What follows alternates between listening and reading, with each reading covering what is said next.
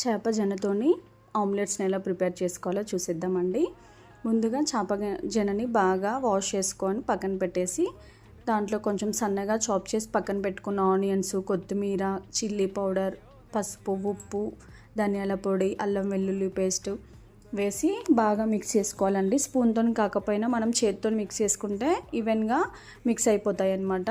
అలా మిక్స్ అయిపోయినాక దాంట్లోకి ఒక 2 to 3 ఎగ్స్ యాడ్ చేసుకొని మనము బాగా బీట్ చేసుకొని పక్కన పెట్టేసుకోవాలి. ప్యాన్ పెట్టేసి ప్యాన్లో ఆయిల్ హీట్ అయిపోయాక ఈవెన్గా స్ప్రెడ్ చేసుకొని మనం ముందుగా మిక్స్ చేసి పెట్టుకున్న ఈ మిక్చర్ని యాడ్ చేస్తూ వీలైనంత పల్చగా స్ప్రెడ్ చేసుకుంటూ సిమ్లోనే కాల్చుకోవాలండి. ఒక పక్క కాలిపోయిన తర్వాతకి ఇంకో పక్క కాల్చుకోవాలి.